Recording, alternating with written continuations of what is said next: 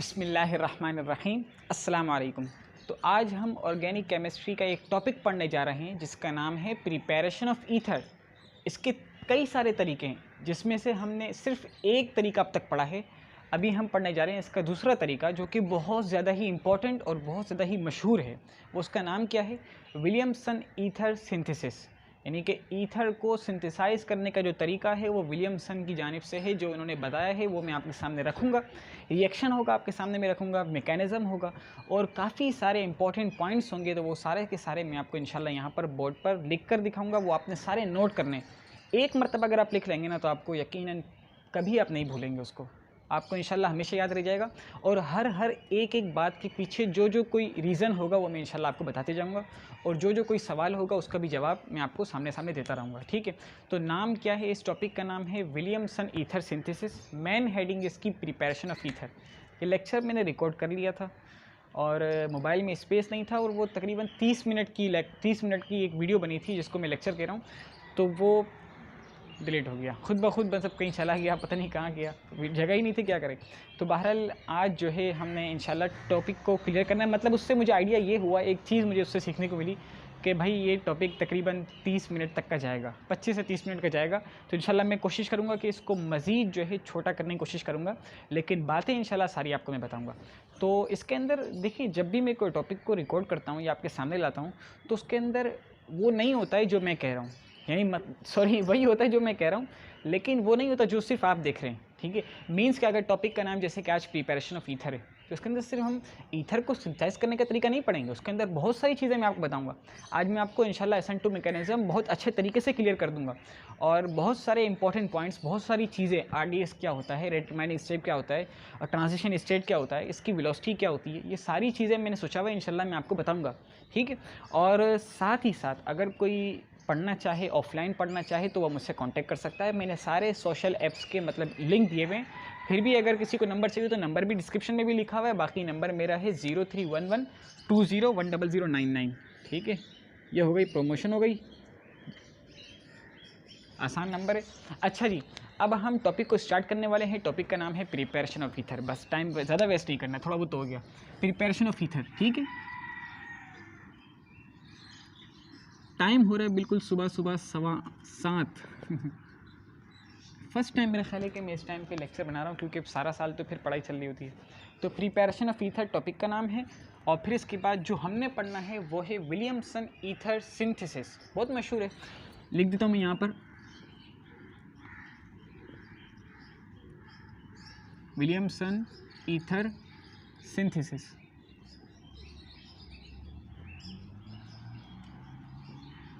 अच्छा जी, अब इसके अंदर होगा क्या, थोड़ा सा वर्बली सुन लें। ठीक है। फिर इसके बाद हम आगे काम करेंगे ताकि आसानी हो हमारे लिए ना।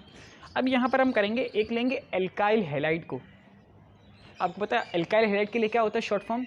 RX। R means alkyl, X means halide. Halide means halogen में से कोई भी एक एलिमेंट आप ले लेंगे। तो एल्काइल हैलाइड आपके पास आ गया।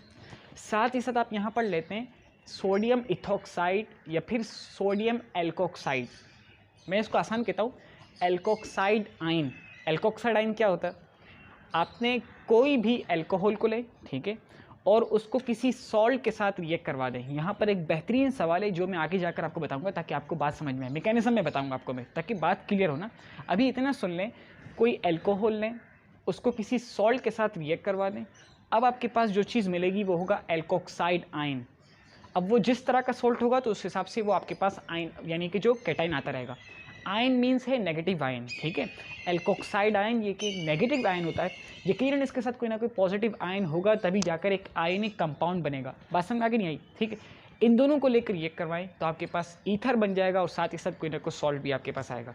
मेन चीज़ आपकी ईथर है तो आपके सामने अभी आ जाएगा। बहुत ही आसान तरह, बहुत ही आसान है। लेकिन मकसद हमें यहाँ पर आज जो है ना विलियमसन समझना है, लेकिन साथ ही साथ बहुत सारे इंपॉर्टेंट पॉइंट्स मैं आपको बताना चाह रहा हूँ। आप नोट कीजिएगा, यकीनन आपको इंशाल्लाह कभी भी नहीं भूलेंगे, कोई भी चीज़ नहीं भूलेंगे आप इसमें। ठीक। विलियमसन ईथर सिंथेसिस के अंदर मैंने बताया आपको कि आपने लेना है एक एल्काइल हैलाइड। ठीक है। ले लें एल्काइल हैलाइड। मिसाल मैंने दी थी RX। ठीक है। RX। ठीक है। RX के मैंने बोन भी शो करने चले। फिर इसके पास आपके साथ मैंने कहा कि इथोक्साइड आयन लेना होगा आपने। जब इथोक्साइड आयन नेगेटिव है तो कोई ना कोई पॉजिटिव होगा, तब जाकर आयनिक कंपाउंड बनेगा। तो यहाँ पर हम लिख देते हैं इस तरह से Na जो कि एक पॉजिटिव आयन आ गया, कैटाइन आ गया आपके पास। अब नेगेटिव आयन क्या है, OR, ठीक है, जिसमें O पर नेगेटिव होता है, Na पर पॉजिटिव होता है। बात समझ आ गई? नहीं। अच्छा, अब यहाँ पर करना है क्या, कितना आसान हो गया ये काम। मैं थोड़ा सा इसको और खुला करके लिखता हूँ ताकि बात समझ में आए। सही है। अच्छा जी, ये आपने किया, Na और X को निकाल दें, Na और X को निकाल दें, देख लें क्या बचता है आपके पास। Na और X को निकाल दिया। सोडियम है, यकीनन हैलोजन में से कोई भी निकाल लें, ब्रोमाइड निकाल लें, आयोडाइड निकाल लें, क्लोराइड निकाल लें, सॉल्ट बन गया, जो कि हमें काम का नहीं है। हमारे काम की चीज़ क्या है, वो ये है, ROR, इसको कहते हैं ईथर। क्या कहते हैं इसको, ईथर। अब यहाँ पर एक इंपॉर्टेंट बात मैं आपको बता देता हूँ, यहीं पर ही बता देता हूँ, आगे जाकर प्रूफ भी कर दूंगा उसको मैं, कि ये ROR क्या कहलाता है, ये तो ईथर कहलाता है। अब अगर यहाँ पर मिथाइल लगा हो और यहाँ पर भी मिथाइल लगा हो तो हम कहेंगे इसको डाई मिथाइल ईथर, ये इसका कॉमन नेम होता है, ठीक है, डाई मिथाइल ईथर। और अगर यहाँ पर इथाइल लगा हो और यहाँ पर मिथाइल लगा हो तो हम कहेंगे इसको इथाइल मिथाइल ईथर, यानी कि अल्फ़ाबेट का लिहाज रखेंगे और कॉमन नेम रख देंगे। कॉमन नेम आखिर में ईथर ही आएगा। लेकिन अगर हम IPAC नेम की बात करते हैं तो IPAC नेम के अंदर क्या होता है, एक होता है ऑक्सी यानी एल्कोक्सी, एक होता है अल्केन, ठीक है ना। अब अगर आपको ये मैंने एक रूल बताया था पहले भी कि एल्कोक्सी अल्केन यानी कि ईथर के जो IPAC नेम होते हैं उसके अंदर जो शॉर्ट ब्रांच होती है, यानी कि जो बिल्कुल शॉर्ट ब्रांच होती है, उसको हम ऑक्सी के साथ लेते हैं, यानी कि उसको एल्कोक्सी बनाते हैं।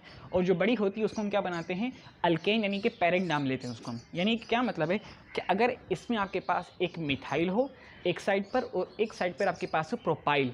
मिथाइल एक छोटी सी चेन है, ठीक है, और प्रोपाइल काफ़ी बड़ी चेन है मिथाइल के मुकाबले में, तो आप क्या नाम देंगे इसको, मीथॉक्सी। मैंने कहा ना, छोटी ब्रांच को ऑक्सी के साथ और बड़ी को एन यानी कि पेरेंट नेम दे देंगे, मीथॉक्सी प्रोपेन। सही है। और अगर उल्टा हो जाए कुछ भी हो जाए, आपने छोटे को बड़े के, छोटे को क्या रखना है, ऑक्सी ही रखना है, छोटी ब्रांच को। सही हो गया, आसान सी बात हो गई। अच्छा, और अगर दोनों साइड पर इथाइल हो जो कि बेहतरीन सॉल्वेंट है तो हम क्या कहेंगे इसको, फिलहाल उसका कॉमन नेम क्या होता है, ET2O। पहले भी बताया था, बताने का मकसद ये है कि काफ़ी मरतबा हम लैब में यूज़ करते हैं उसको और लिखा होता है ET2O, फिर पूछते हैं भाई क्या है ये, तो बताते हैं सर कि भाई ये डाई इथाइल ईथर है, ठीक है, डाई इथाइल ईथर। यानी क्या मतलब, यहाँ पर भी इथाइल हो यहाँ पर भी इथाइल हो तो हम कहते हैं उसको ET2O, ठीक है। ये कुछ मेन बातें हैं जो मेरे सामने पेश आई हैं तो इस वजह से मैं आपको बता रहा हूँ। साथ ही साथ अगर दोनों साइड पर इथाइल ही है लेकिन आप इसको IPAC नेम देना चाह रहे हैं तो आप कहेंगे इथॉक्सी इथेन, ठीक है ना, क्योंकि ये दोनों साइड बराबर है तो किसी को भी ऑक्सी ले लो, किसी को भी एन ले लो, कोई इशू नहीं है। ये तो हो गई बात, लेकिन अब जो इंपॉर्टेंट बात बतानी है आपको, ठीक है, चलो आगे जाकर करते हैं वरना फिर आपको भी बोरियत होगी। रिएक्शन क्या था, RX लिया, सोडियम इथॉक्साइड आपने आयन लिया, सोडियम ने X के साथ रिएक्ट करके सोल्ट बनाया जो कि आपके काम का फिलहाल नहीं है, आपका मकसद ROR है, वो आपको खुद ब खुद मिल गया। एग्जाम्पल इसकी ले लेते हैं आसान सी, वो क्या है, C2H5 आयोडाइड यानी कि इथाइल आयोडाइड, ठीक है, प्लस सोडियम को सोडियम रहने दें, O को O रहने दें, इसको C2H5 बना दें ताकि हमारा जो है ना ये काम की चीज़ आ जाए हमारे सामने। इसको मैं भी मिला देता हूँ ताकि मैं नीचे लिख दूँगा इसको, ठीक है। ये आपके सामने क्या आ जाएगा, यकीनन Na और I यानी कि सोडियम आयोडाइड आ गया आपके सामने, सोडियम आयोडाइड आ गया जो कि आपके काम का फिलहाल नहीं है।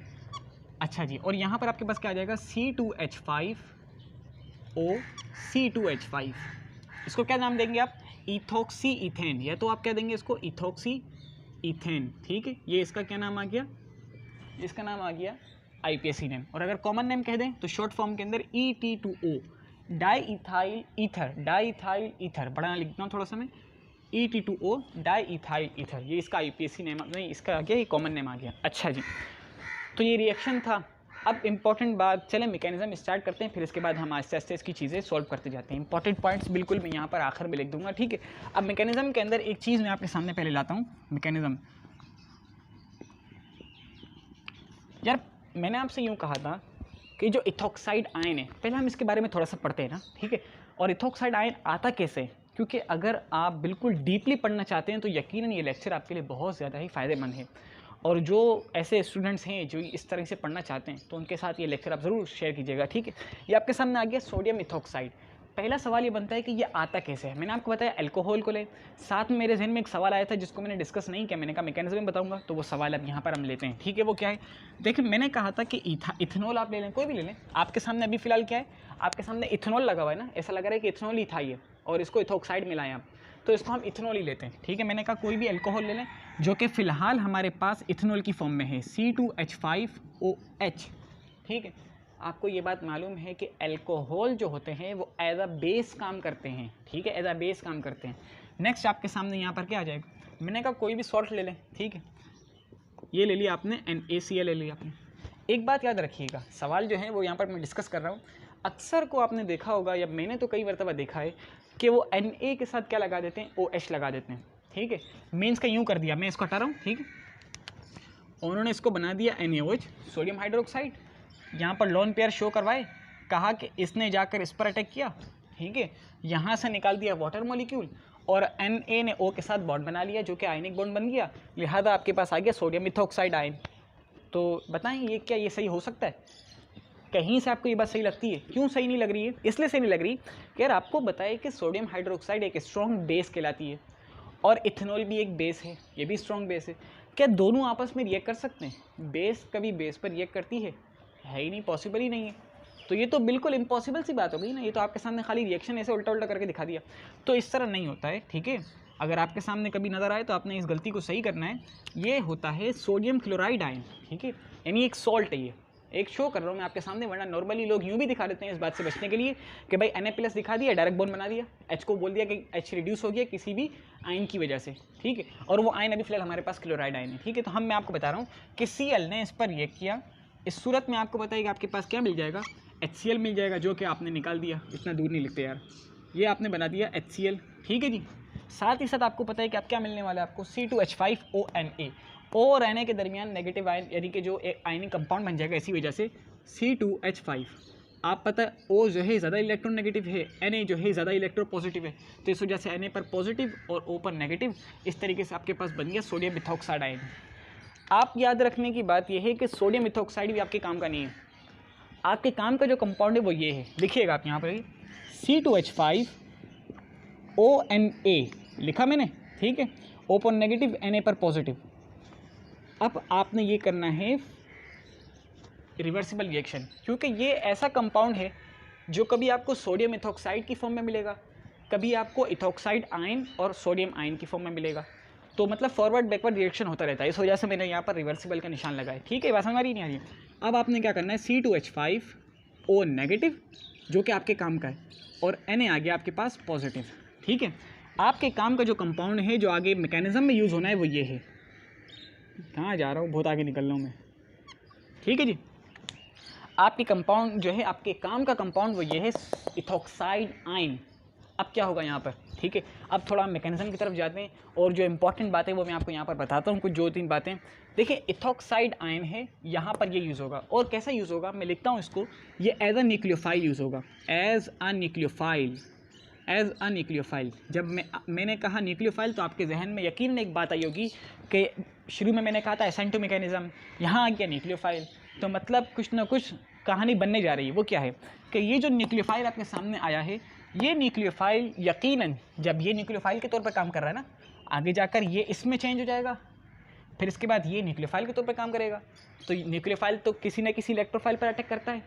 अब आपको यहाँ पर नज़र आ रहा है कि यार किस पर अटैक करेगा, तो हमें एसेंटो मैकेनिज्म कुछ याद आ रहा है। वो क्या कि हमारे पास ये जो न्यूक्लियोफाइल है ये यकीनन उस कंपाउंड पर अटैक करेगा जिसमें कोई ना कोई गुड लिविंग ग्रुप होगा।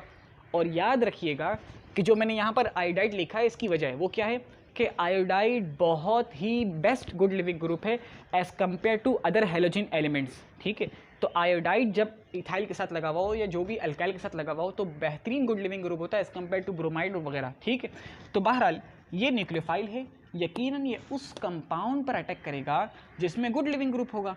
तो ये जब उस पर अटैक करेगा तो ये जो न्यूक्लियोफाइल है और वो कंपाउंड, उसके दरमियान एक कच्चा बॉन्ड बन जाएगा। हम अपनी ज़बान में बात कर रहे हैं, एक कच्चा सा बॉन्ड बन जाएगा। ठीक है, और आयोडाइड जो होगा जो कि गुड लिविंग ग्रुप है, वो उसका कंपाउंड मतलब कुछ उसका भी कच्चा पक्का था कंपाउंड, मतलब एक स्ट्रॉन्ग बॉन्ड था, वो भी क्या हो जाएगा, कच्चा कच्चा हो जाएगा, कच कच कच। ठीक है, बात समझ रहे हैं? मतलब ये कि उसका कंपाउंड वो जो बॉन्ड होगा, यानी कि जो ये देखिएगा, मैं आपको समझाता हूँ। ये जो ना, ये जो बॉन्ड बना हुआ है, ये कितना स्ट्रॉन्ग बॉन्ड बना हुआ है, लेकिन ये टूटने की कोशिश करेगा। क्यों? क्योंकि आयोडाइड गुड लिविंग ग्रुप है, वो अपने लिए जगह ढूंढ ली, बस वो इलेक्ट्रॉन लेकर भागेगा। ठीक है, अब ये इलेक्ट्रॉन लेकर जब भागेगा तो यहाँ से जो हज़रत हैं, ये जो इथॉक्साइड आयन है, ये पीछे से इस पर अटैक करेंगे। मैं बताऊँगा आपको सारी बातें। तो ये वाला इसका और इसका बॉन्ड कच्चा कच्चा सा बनेगा, और इसका और इसका बॉन्ड मजबूत था, लेकिन अब क्या हो जाएगा, वीक हो जाएगा। तो इस तरीके से वो जो एक आपके पास एक स्टेट बनेगी, जिसको हम कहते हैं ट्रांजिशन स्टेट। उसको मैं सारी बातें लिखूंगा, लेकिन अभी थोड़ा बहुत आपके सामने थोड़ा तो आप जहन बन जाए। ठीक है, थोड़ा बहुत। अब यहाँ पर आते हैं हमारा मैकेनिज्म का फर्स्ट स्टेप। असल जो हमारा मैकेनिज्म शुरू हो रहा है वो यहाँ से हो रहा है। ये तो हमें इन चीज़ों की ज़रूरत थी, इसलिए मैंने लिख दिया इनको। अब हमारे लिए असल मकसद क्या है, मैं यहाँ पर लिख रहा हूँ C2H5O-, आगे आपके पास इथॉक्साइड आयन आ गया।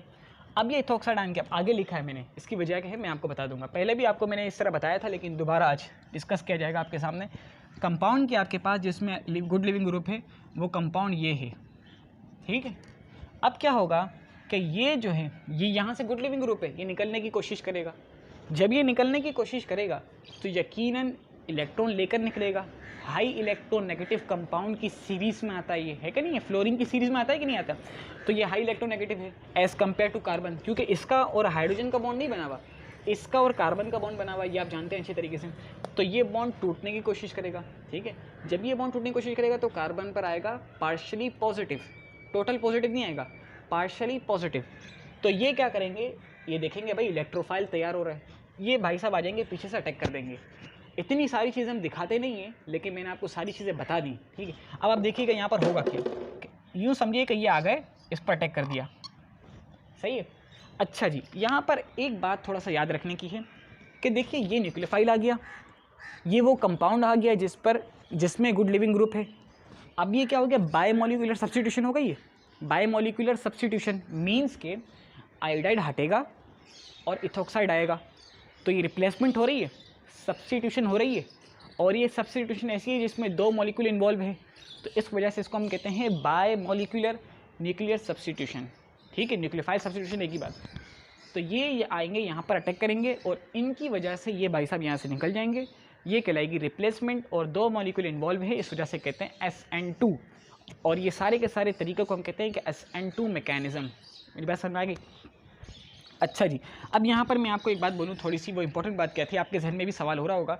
लास्ट टाइम भी मैंने आपको ये बात बताई थी कि SN2 मैकेनिज़्म जो होता है वो होता है आपके पास, वो उस पर अप्लाई होता है जिस पर भी अप्लाई हो रहा है, उसके लिए लाजमी है कि वो 1 डिग्री हो। ठीक है, 1 डिग्री हो। 1 डिग्री होने से मकसद क्या होता है कि उसमें लेस हिंड्रेंस हो, यानी एक कार्बन है, ठीक है, ये कार्बन है, इसको समझ रहे हैं, इसके चारों तरफ ऐसे छोटे छोटे से एलिमेंट्स लगे हुए होंगे, तो न्यूक्लियोफाइल को इस पर बैक साइड से अटैक करना आसान होगा, है कि नहीं है? अगर यहाँ पर कोई हैवी एलिमेंट लगे हुए हों या बड़ी बड़ी चेन्स लगी हुई हो, मतलब यहाँ पर आपके सामने कोई प्रोपाइल लगा हुआ है, यहाँ आपके सामने ब्यूटाइल लगा हुआ है, यहाँ आपके सामने इथाइल लगा हुआ है, अब आप, और ये तो आयोडाइड लगा हुआ है, ठीक है, आयोडाइड को होना है रिप्लेस, ठीक है, आयोडाइड को हटना है और इसकी जगह पर क्या आना है, न्यूक्लियोफाइल आना है। अब न्यूक्लियोफाइल आगे से तो नहीं आएगा, यहाँ से आने की कोशिश करेगा, नहीं आ सकेगा, बहुत बड़ा कंपाउंड लगा हुआ है। यहाँ से आने की कोशिश करेगा, ये तो और बड़ा है, ब्यूटाइल, नहीं आ सकेगा। यहाँ से आने की कोशिश करेगा तो भी इतना बड़ा कंपाउंड लगा हुआ है, इथाइल। तो मतलब इतनी सारी रुकावटें पैदा होती हैं, इसको कहते हैं हम लार्ज हिंड्रेंस, ठीक है, या ह्यूज हिंड्रेंस, बहुत ज़्यादा हिंड्रेंस क्रिएट हो रहा है। इसकी वजह से क्या होगा कि न्यूक्लियोफाइल अटैक नहीं कर पाएगा। इस वजह से कहते हैं कि SN2 के अंदर क्या हो, छोटे छोटे से एलिमेंट्स लगे हुए हों, ठीक है, यानी ऊपर हाइड्रोजन लगा हुआ है, एक जगह पर मिथाइल लगा हुआ है, एक जगह पर हाइड्रोजन लगा हुआ है, तो क्या हो जाएगा कि आसान हो जाएगा उसके लिए कि वो मिथाइल को यहाँ पर हो जाएगा, हाइड्रोजन यहाँ आ जाएगा, और ये वाला हाइड्रोजन यहाँ आ जाएगा। अब जब वो पीछे से अटैक करने की कोशिश करेगा तो ईजिली वो अटैक कर लेगा, ठीक है। और अटैक वो इसी वजह से पीछे की तरफ से करता है ताकि क्या होता है, छोटे छोटे एलिमेंट लगे हुए होते हैं पीछे, जैसे कि हाइड्रोजन मैंने आपको बताया कि इथॉक्साइड आयन आएगा और यहाँ पर आकर इसको पुशअप कर देगा। इसको पुशअप करने का मतलब क्या होगा, इसको आगे कर देगा, यानी ये वाला हाइड्रोजन को यहाँ कर देगा, क्योंकि आयोडीन तो निकल चुका, ये वाला हाइड्रोजन आयोडीन की जगह पे आ जाएगा, ये वाला हाइड्रोजन इस हाइड्रोजन की जगह पे आ जाएगा, और ये इथॉक्साइड इस वाले यहाँ जो हाइड्रोजन लगा हुआ था जो अभी यहाँ पर है उसकी जगह पर आ जाएगा, अटैक हो जाएगा। तो ये कहानी समझ आई थोड़ी बहुत, मतलब इसको थोड़ा सा तसव्वुर करें, इंशाल्लाह आपको बात समझ में आ जाएगी। अब यहाँ पर क्या हो रहा है कि इथॉक्साइड, अब आपके जहन में सवाल पैदा होगा कि यार C2H5 भी तो मतलब एक बड़ा कंपाउंड है कि नहीं है, तो याद रखिएगा मैंने कहा 1 डिग्री हो। अब 1 डिग्री कभी कभार हमें परेशानी होती है कि यार 1 डिग्री क्या होता है, मतलब नहीं समझ में आती बात ना। तो आसान सी बात है कि अगर कितने भी कार्बन हो लेकिन एक एक्सिस में लगे हुए हों तो कोई इशू नहीं है। और इथाइल के अंदर भी एक एक्सिस के अंदर 2 कार्बन लगे हुए हैं। मैं समझाता हूँ आपको, देखिएगा अगर सारे के सारे कार्बन बड़ी सी चेन हो लेकिन एक ही एक्सिस में हो, मतलब यूँ CH3 CH2 CH2 CH2 CH2 चलता जा रहा है तो कोई इशू नहीं है। लेकिन अगर मसला यहाँ पर पैदा होता है कि जब क्या हो जाए, यहाँ से भी एक चेन आ रही हो, यहाँ से भी एक चेन आ रही हो, यहाँ से भी एक चेन आ रही हो, जब 3 एक्सिस से चेन आ जाए तो इस सूरत में कहते हैं, अगर 2 एक्सिस से हो तो 2 डिग्री कहते हैं, और अगर 3 एक्सिस से हो तो उसको कहते हैं 3 डिग्री, ठीक है, 3rd डिग्री। और SN1 के लिए तो ये पॉसिबल है, मतलब उसके लिए तो बहुत अच्छी चीज़ है, लेकिन SN2 के लिए सही नहीं है। क्या वजह है वो मैंने आपके सामने रख दी, अच्छी तरह से आपको समझ में आ गई होगी बात। तो इसी वजह से कहते हैं कि भाई वो क्या हो, आपके पास 1 डिग्री होना चाहिए। मीन्स के यहाँ पर लगा हुआ है CH3 CH2, ठीक है, यहाँ पर लगा हुआ है CH3, यहाँ पर भी लगा हुआ है CH3, तो ये आपके पास कहलाएगा 3 डिग्री कहलाएगा आपके पास। लेकिन अगर सिर्फ आपके पास सिर्फ और सिर्फ एक तरफ हो, ठीक है, यानी मैं इसको हटा दूं तो ये आपके पास 1 डिग्री कहलाएगा, इसमें 2 डिग्री का कोई शक व शुबा नहीं है, ठीक है, क्योंकि ये एक एक्सिस चल रहा है, एक ही लाइन के अंदर एक चेन बनती हुई आ रही है, तो इसको कहेंगे ये 1 डिग्री है, ठीक है। आसान सी बात है, मतलब याद रखने के लिए। तो यकीनन हमेशा याद रखना है कि अगर आपके पास 3 एक्सिस के अंदर हो रहा है इस तरह से, मतलब थोड़ा सा एक्सिस में सही कर दूँ, 3 एक्सिस के अंदर 3rd डिग्री है, 2 में तो 2 डिग्री है, वरना ये भी क्या 1 डिग्री में 1 डिग्री है, ठीक है। चलें इसको मैं और आसान कर देता हूँ, ये आपके सामने यूँ कर देते हैं, हम इसको CH3 कर देते हैं, ठीक है, ताकि आपको बात समझ आ जाए। CH3 आयोडाइड, अब तो टेंशन खत्म कि ये 1 डिग्री है या 2 डिग्री है, बस खत्म हो गया, अब तो एक ही कंपाउंड है, 1 डिग्री ही होगा, और क्या हो सकता है। अच्छा, अब आपके सामने आएगा ethyl iodide, methyl iodide. Ethoxide ion ने आकर पीछे से अटैक किया, तो इसको हम सही से बनाते हैं। क्या होगा, ये असल में ये इस तरह बना हुआ था, ठीक है, ये भाई साहब आए यहाँ पर अटैक किया। जब इन्होंने यहाँ पर अटैक किया, यकीनन इस हाइड्रोजन की जगह वाली इस हाइड्रोजन ने इसको आगे पुश किया। क्यों? क्योंकि यहाँ से आयोडाइड निकल रहा है। अब देखिएगा यहाँ पर हो क्या रहा है, मैं आपको बताता हूँ। ये बाउंड बना हुआ है, बहुत सारा बड़ा बाउंड बना दिया मैंने इसका। अब ये निकलेगा, ठीक है, क्योंकि इसने इस पर अटैक किया है, तो ये गुड लिविंग ग्रुप है, निकलने की कोशिश करेगा। अब क्या होगा ज़रा देखिएगा,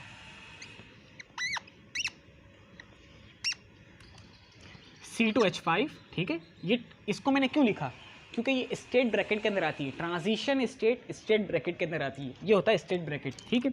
C2H5 O लगा हुआ है, इथॉक्साइड आयन हो गया। इसका बॉन्ड बना हुआ है किसके साथ, कार्बन के साथ। कार्बन का एक बॉन्ड ऊपर हाइड्रोजन के साथ है, यहाँ पर एक बॉन्ड हाइड्रोजन के साथ है, ठीक है, और यहाँ पर भी एक बॉन्ड दिखा देता हूँ मैं पहले, क्योंकि ये ट्रांजिशन स्टेट है ना, इसको थोड़ा अच्छे से दिखाते हैं। कार्बन छोटा सा बना दें, ये कहलाती है ट्रांजिशन स्टेट। क्या दिखा है आपको, ये दिख रहा है, ये डैश लाइन्स दिख रहे हैं, बताइएगा मुझे कमेंट बॉक्स में। ये जो है ना, ये आपके पास है डैश लाइन है, ये भी डैश लाइन है, ठीक हो गया। अब ये निकलने की कोशिश कर रहा है और ये बनने की कोशिश कर रहा है, तो दोनों अभी प्रोसेसिंग में है, ठीक है। ये टूट जाएगा आगे जाकर, ये बन जाएगा। मैंने यही कहा था ना कि ये जो स्ट्रॉन्ग बॉन्ड बना हुआ है, ये टूटने की कोशिश करेगा, कच्चा कच्चा हो जाएगा, और ये बनने की कोशिश करेगा, इस वजह से ये कच्चा कच्चा होगा, ठीक है। बस हमारी ये डैश लाइन हम कह रहे हैं इसको कच्चा कच्चा सा, मतलब एक लाइट एक वीक बॉन्ड अभी है, अभी जाकर आगे जाकर स्ट्रॉन्ग बॉन्ड बन जाएगा और ये आगे जाकर टूट जाएगा, ठीक है। बस समझ गई। तो अब नेक्स्ट के अंदर क्या हो जाएगा कि ये ईजिली आपके पास आ जाएगा C2H5O, ठीक है, और फिर इसके बाद कार्बन, और कार्बन के तीनों साइड पर है CH3, तो ये बन गया। इसको हम अगर आसानी से यूँ लिख दें, थोड़ा साफ सुथरा, ताकि हमें नज़र आए कि ये ईथर है, तो ये आपके पास हो जाएगा ईथर आ गया।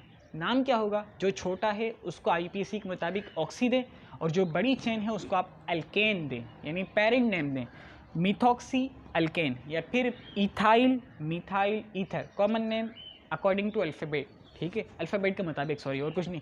अच्छा जी, मुझे कहते हैं इंग्लिश में आप बोलो। यार इंग्लिश में बोलने का मसला क्या है कि हमारे पाकिस्तानी कितने बेचारे हैं जिनको मतलब समझ में नहीं आते हैं टॉपिक, खास तौर पर केमिस्ट्री के, तो हम उनके लिए काम करें ना, हम दूसरों के लिए क्यों काम करें, जो हमें तबाह कर रहे हैं उनके लिए हम काम करें। अच्छा जी, तो बहरहाल यहाँ पर आपके सामने क्या है, मैंने लिखा यहाँ पर इथॉक्सी एज न्यूक्लियोफाइल काम किया उसने। क्या किया कि उसने आकर अच्छा एक थोड़ी बात है, मैंने यूँ कहा ना आपको कि उस कंपाउंड पर अटैक करता है जिसमें SN2 अप्लाई होना है, ये जिसमें गुड लिविंग ग्रुप होता है। कभी कभार परेशानी होती है कि यार मतलब अगर इन्होंने लिख कर दे दिया एक रिएक्शन, एक प्रोडक्ट आपके सामने आ गई, कहा कि भाई बताओ कि कौन सा कंपाउंड है जिस पर SN2 अप्लाई हुआ है, तो याद रखना हमेशा SN2 उस पर अप्लाई होता है जिसमें गुड लिविंग ग्रुप होता है, ठीक है, उस पर SN2 अप्लाई होता है, यानी कि न्यूक्लियोफाइल उस पर अटैक करता है, न्यूक्लियोफाइल पर कोई अटैक नहीं करता है, ठीक है, समझ आई बात नहीं आ रही है। और अटैक करने का रीज़न क्या है, अगर सर पूछें तो आसान सा जवाब है, इसलिए कि जो गुड लिविंग ग्रुप होता है वो तो गुड लिविंग ग्रुप होने की वजह यही होती है कि वो इलेक्ट्रॉन को लेकर निकल रहा होता है, उसकी ज़रूरत पूरी हो गई है, उसका ऑक्टेट कंप्लीट हो चुका, तो जब वो निकलता है तो पीछे कंपाउंड यानी कार्बन को पॉजिटिव करके जा रहा होता है, पार्शियली पॉजिटिव, तो उसकी ज़रूरत को पूरा करने के लिए न्यूक्लियोफाइल सब पीछे से आते हैं और उस पर अटैक कर जाते हैं, क्योंकि उनको तो चाहिए था इलेक्ट्रोफाइल जो कि बनने जा रहा है, ठीक है, बस में कि नहीं है। तो फिर न्यूक्लियोफाइल और इलेक्ट्रोफाइल मिलकर एक मजबूत बॉन्ड बना देते हैं जिसको हम नाम देते हैं यहाँ पर ईथर का, ठीक है। आसान सी बात थी, मतलब इतना मुश्किल नहीं था। अब इंपॉर्टेंट बातें आ जाएँ ताकि आपको टॉपिक अच्छे से समझ में आ जाए और याद रह जाए। इंपॉर्टेंट पॉइंट्स क्या थे, यहाँ पर मैं लिख देता हूँ इंपॉर्टेंट पॉइंट्स, मार्कर ने काम करना छोड़ दिया यार। पहली बात क्या है, पहली बात यह है कि आपने बात की थी, आपके सामने चले जो जो मेरे जहन में आता रहेगा, क्योंकि वो तो नहीं है, प्रिपरेशन तो गति करता नहीं कोई। तो पहला पॉइंट आपके सामने हम यूँ लिख देते हैं कि मैंने आपसे कहा था कि एल्कोक्साइड, जो अल्कोहल होता है ना, अल्कोहल कभी भी रिएक्ट नहीं करता, किसके साथ, बेस के साथ रिएक्ट नहीं करता। तो ये मैं लिख देता हूँ यहाँ पर ताकि आपके जहन में ये बात रहे, ठीक है, वरना ऐसा ना हो कि कभी आप किसी को देखें अल्कोहल को वो बेस के साथ रिएक्ट करवा दे और आप कुछ भी ना बोलें उसको। तो अल्कोहल कभी भी बेस के साथ रिएक्ट नहीं करता है, बल्कि वो किसके साथ रिएक्ट करता है, वो रिएक्ट करता है सॉल्ट के साथ, तब जाकर आपको एल्कोक्साइड आयन मिलता है। और अच्छा जी, जब हम SN2 इस पर अप्लाई करेंगे, ठीक है, अच्छा यहाँ पर एक मेन बात ये भी लिख देते हैं कि भाई यहाँ पर अप्लाई होगा वो कौन सा मैकेनिज्म होगा, SN2 मैकेनिज्म अप्लाई होगा, यानी कि 2 मॉलिक्यूल इन्वॉल्व होंगे, ठीक है, बात हमारी नहीं आ रही। तो यहाँ पर आपको पता है कि 2 मॉलिक्यूल इन्वॉल्व होंगे, तो कौन से 2 मॉलिक्यूल होंगे, एक तो उसके अंदर होगा एल्कोक्साइड आयन होगा, ठीक है, और उसमें आपको पता है कि आप नेगेटिव आयन को यूज़ करेंगे, पॉजिटिव को अलग कर देंगे, ठीक है, ये अलग एक शो करेंगे आप अच्छे तरीके से ताकि नंबर मिलें, ठीक है। एल्कोक्साइड आ गया। नेक्स्ट आपने यहाँ पर क्या बताना है कि भाई एल्कोक्साइड के साथ यहाँ पर क्या होगा, आपके पास कोई ना कोई अल्काइल हैलाइड होगा, ठीक है, कोई ना कोई अल्काइल हैलाइड होगा, यार चल ले भाई, ठीक है, अच्छा जी, कोई ना कोई अल्काइल हैलाइड होगा। अब और क्या बताना है आपने यहाँ पर कि SN2 किस पर अप्लाई होगा, ये बहुत इंपॉर्टेंट बात थी, ठीक है। तो SN2 उस पर अप्लाई होगा जिसमें गुड लिविंग ग्रुप होगा, यानी कि हम कहते हैं कि SN2 अप्लाई होगा गुड लिविंग ग्रुप कंपाउंड पर, यानी ऐसा कंपाउंड जिसमें गुड लिविंग ग्रुप हो उस पर SN2 अप्लाई होगा। तो मैं ये लिख देता हूँ यहाँ पर SN2 और ये अप्लाई का निशान है मेरे लिए, ठीक है। और ये आ गया कि जिसमें क्या हो, गुड लिविंग ग्रुप हो, गुड लिविंग ग्रुप नज़र आएगा इंशाल्लाह, ठीक है। 5 आपके पास बात आ गई, ठीक है। बहुत सारी बातें हैं वैसे तो, लेकिन मैं इंशाल्लाह जो जो मेरे जहन में आती रहती बात वो मैं आपको लिखता रहता हूँ, ठीक है, जो हमने यहाँ से निकाली है। आपके पास इसमें क्या होगा, रेट डिटरमाइनिंग स्टेप होगा, रेट डिटरमाइनिंग, चलें RDS लिख देता हूँ क्योंकि नहीं चल रहा है मार्क करना अभी फ़िलहाल, और रिंग भरने का भी वो नहीं है। RDS रेट डिटरमाइनिंग स्टेप होगा इसके अंदर, क्योंकि आपको पता है कि SN2 मैकेनिज्म ऐसा मैकेनिज्म है कि जिसके अंदर एक ऐसा स्टेप होता है जिसमें 2 मॉलिक्यूल इन्वॉल्व होते हैं, और 2 मॉलिक्यूल इन्वॉल्व होते हैं और इनकी स्पीड भी आपको पता होती है, और वो काम हो रहा होता है एक स्टेट के अंदर जिसका नाम आप देते हो ट्रांजिशन स्टेट। इसकी स्पीड आपने कभी, आपको अगर नहीं पता तो मैं बता देता हूँ, इसकी स्पीड होती है 10⁻⁻⁶ सेकेंड, मीटर पर सेकेंड, ठीक है, ये इसकी स्पीड होती है, मतलब इतनी स्लो हो रहा होता है ये। और रेट डिटरमाइनिंग स्टेप उसी को कहते हैं जिसकी स्पीड स्लो हो, क्योंकि रेट मतलब क्या होता है कि एक रिएक्शन कितने टाइम में कंप्लीट हो रहा है, या एक रिएक्शन इतने टाइम में इतना हो रहा है, ठीक है, आपने पढ़ी ना रेट ऑफ रिएक्शन पढ़ा होगा आपने यकीनन। तो रेट डिटरमाइनिंग स्टेप को इसलिए कहते हैं कि इसकी स्पीड आपको पता है, ठीक है, और उसकी इससे रिलेटेड आपको इसकी सारी चीज़ों को पता है रिएक्शन से रिलेटेड, इस वजह से उसको कहते हैं कि ये रेट डिटरमाइनिंग स्टेप, यानी SN2। मुख्तसर कहूँगा कि SN2 के अंदर रेट डिटरमाइनिंग स्टेप होता है जिसकी स्पीड आपको पता है, जिससे रिलेटेड सारी चीज़ें आपको पता है। अगर ये फास्ट रिएक्शन होता, ये जो स्टेप होता है ना, ये बहुत स्लो स्टेप होता है ये, तभी मैंने इसकी स्पीड भी देखी कितनी कम है। अगर ये फास्ट होता, जैसे कि SN2 का जो दूसरा है वो बहुत फास्ट होता है, तो अगर ये फास्ट होता तो बताएं कि आपको स्पीड पता होती, नहीं पता होती, और वो रेट डिटरमाइनिंग स्टेप कहलाता भी नहीं है। और एक और बात, इंपॉर्टेंट बात, कि RDS के अंदर जितने मॉलिक्यूल इन्वॉल्व होते हैं वही हमारे लिए असल होते हैं। मैं आपको बात समझाता हूँ, आपने अगर अभी आगे थोड़ा बहुत चले अभी समझ ले थोड़ा बहुत, कि SN2 के अंदर इसको बायोमोलिकुलर कहते ही इसलिए हैं कि रेट डिटरमाइनिंग के अंदर 2 मॉलिक्यूल इन्वॉल्व होते हैं, एक ये रहा। रेट डिटरमाइनिंग स्टेप के अंदर 2 मॉलिक्यूल इन्वॉल्व होने की वजह से इसको SN2 कहते हैं, वरना ये भी SN1 ही हो जाता, ठीक है, बात हमारी नहीं आ रही है। तो बहरहाल इसके अंदर होता है रेट डिटरमाइनिंग स्टेप, जिसकी स्पीड आपको पता लग सकती है। और क्या बातें इंपॉर्टेंट थी, एक इंपॉर्टेंट बात ये थी कि Rx यानी जिस पर SN2 अप्लाई होना है उसके लिए लाजमी है कि वो 1 डिग्री हो। ठीक है, मैं यहाँ लिख रहा हूँ यहाँ पर कि जिस पर SN2 अप्लाई होना है, ये मेरे अप्लाई का निशान है, मैंने पहले भी कहा था, वो क्या हो, वो 1 डिग्री हो।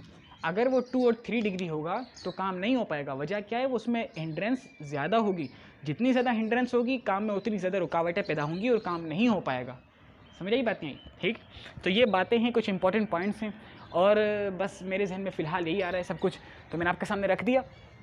प्रिपरेशन ऑफ ईथर है, रिएक्शन आपको बहुत आसान से बता दिया। मैकेनिज़्म के अंदर दो जो मस्ट इंपॉर्टेंट पॉइंट्स थे, यानी कि 2 इंपॉर्टेंट रिएक्शन थे, वो आपके सामने मैंने रख दिए। ये रिवर्सिबल था, इसका भी मैंने वजह आपको बता दी।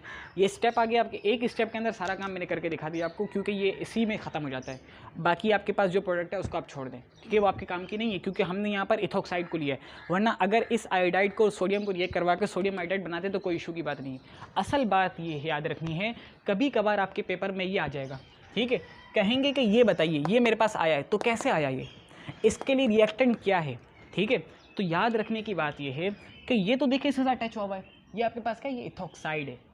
याद रखिएगा जब भी इस तरह की प्रोडक्ट लिखी हुई होगी तो राइट हैंड साइड पर जो कंपाउंड लिखा होगा वो यकीनन अल्काइल हैलाइड वाला होगा, ये वाला कंपाउंड होगा वो, हमेशा हमेशा राइट हैंड साइड वाला जो होगा। ये मैं देखिए, ये राइट हैंड साइड, आप इस तरह से वीडियो देख रहे हैं तो ये आपके लिए राइट हैंड साइड, ये तो यहाँ पर जो कंपाउंड होगा यकीनन वो अल्काइल हैलाइड होगा, और जो लेफ्ट हैंड साइड पर आपके पास होगा वो आपके पास इथॉक्साइड आयन होगा।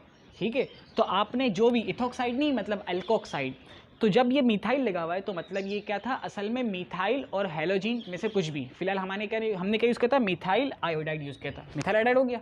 और इस साइड पर जो कुछ लिखा होगा वो आपके पास क्या होगा, इथॉक्साइड, सॉरी अल्कोक्साइड। वो इथॉक्साइड हो, प्रोपोक्साइड हो, कुछ भी हो, वो कोई टेंशन की बात नहीं है। और अगर एक ही एक्सिस के अंदर जितने भी कार्बन आ जाएं कोई इशू की बात नहीं है, उसको हम 1 डिग्री ही कहेंगे। ये मैंने आपको बताया था। अगर दूसरे और तीसरे में आ जाए तो उस सूरत में दूसरे में आने की वजह से सेकेंडरी, और तीसरे में आने की वजह से, ठीक है, समझ लो। ठीक है, अच्छा, अब आपके सामने ये तो बातें आ गई। ठीक है, तो यहाँ पर हम इस लेक्चर को ख़त्म करते हैं। अगर आपको कोई बात नहीं समझ में आई है, आप पूछना चाहते हैं तो बिल्कुल कमेंट बॉक्स आप पूछ सकते हैं। और जो कोई नेक्स्ट टॉपिक जो आपको नहीं समझ में आ रहा हो तो आप सजेस्ट भी कर सकते हैं। क्योंकि मैं आपके मतलब सब्सक्राइबर के सजेस्ट के मुताबिक भी मैं टॉपिक को अपलोड करते रहता हूँ। वैसे बहुत टाइम बाद करता हूँ, लेकिन उसके रीज़न्स होते हैं तो इस वजह से लेट हो जाता है। इसके लिए माज़रत चाहूँगा। लेकिन अब यही कि यहाँ पर इंशाल्लाह कोशिश ये कि इस महीने इंशाल्लाह जो है ना सुबह के टाइम पर ही आपके सामने लेक्चर आते रहें। ठीक है, तो यहाँ तक आपने देखा इसके लिए आपका बहुत बहुत शुक्रिया। अल्लाह हाफ़िज़।